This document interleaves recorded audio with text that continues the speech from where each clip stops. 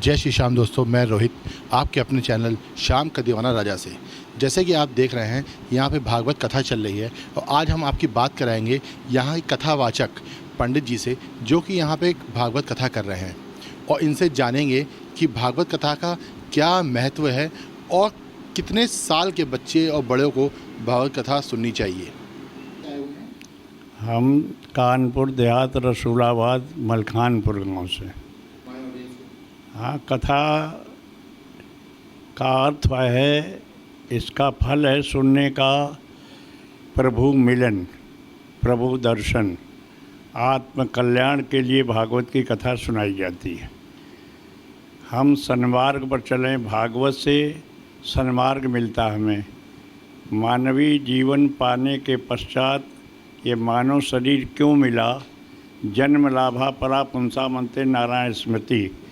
अंतिम क्षणों में भगवान की स्मृति बनी रहे, इसलिए ये मानव शरीर मिला।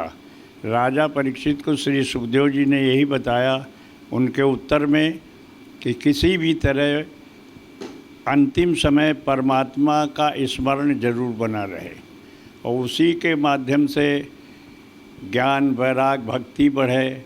भागवत के माध्यम से ज्ञान की वृद्धि हो, वैराग की वृद्धि हो, भक्ति की वृद्धि हो, और साथ ही कंस आदि के मरण से ये शिक्षा मिलती है। कंस अभिमान का प्रतीक है। जब तक अभिमान नहीं मरता है, अहंकार नहीं मरता है, तब तक प्रभु मिलन नहीं होता है।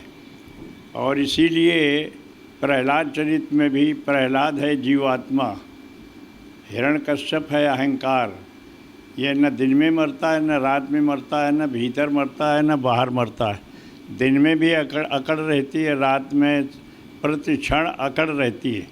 अहंकार को मारने के लिए भगवान के नाम का जप करना चाहिए, भगवान का स्मरण करना चाहिए, और तभी अहंकार मरता है। तब जीव आत्मा प्रहलाद माने आह्लादित होता है, आनंदित होता है।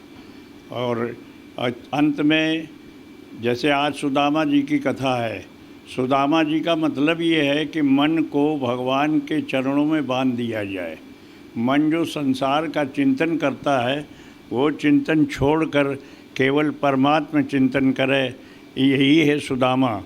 सुदामा माने संयमी, संयम व्यक्ति बनो, अपने जीवन में संयम अपनाओ, और संयम से ही परमात्मा मिलन होता। जीवात्मा परमात्मा का मिलन, यही एक सुदामा चरित्र की कथा का मतलब है।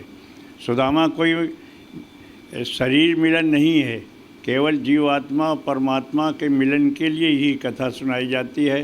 तभी मनुष्य को मोक्ष मिलता है। जब जीवात्मा परमात्मा का मिलन हो जाता है तभी मोक्ष होता है। मोक्ष क्या है? संसार में न जन्म हो न मरण हो, इस बंधन से छूट जाए, या संसार में जो हमारी आसक्तियां हैं, ये आसक्तियां मिट जाएं, इसीलिए कथा सुनी जाती है। या मुंचन्ति पृथक भवन जना शाम सा मुक्ति। मुक्ति के माने किसी बंधन से छूटना। बंधन क्या है? जन्म लेना, बार बार मरना, फिर जन्म लेना। मानव शरीर पाने के बाद यद्यपि ये संसार जो भी है विनाशशील है और केवल प्रतीत मात्र है, प्रतीत मात्र होता है। सत्य केवल परमात्मा है, और उसी सत्य की प्राप्ति के लिए ये मानव शरीर मिलता है।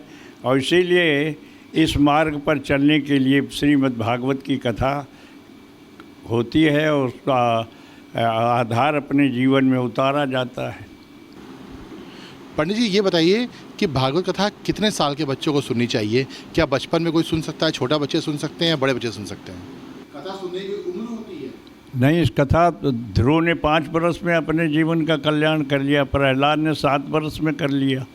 इसके लिए उम्र समय नहीं, जब चाहे, जिस समय चाहे, हर दिन हर समय श्रीमद् भागवत की कथा सुनी जा सकती है। और भागवत सुनकर भागवतस्य श्राव्यम शोक दुख विनाशनम, श्रीमद् भागवत की कथा सुनकर सारे कष्ट हमारे संसार के मिट जाते हैं, और मनुष्य जो होता है ये परमात्मा में तल्लीन हो जाता है, तदाकार हो जाता है, तद्रूप हो जाता है।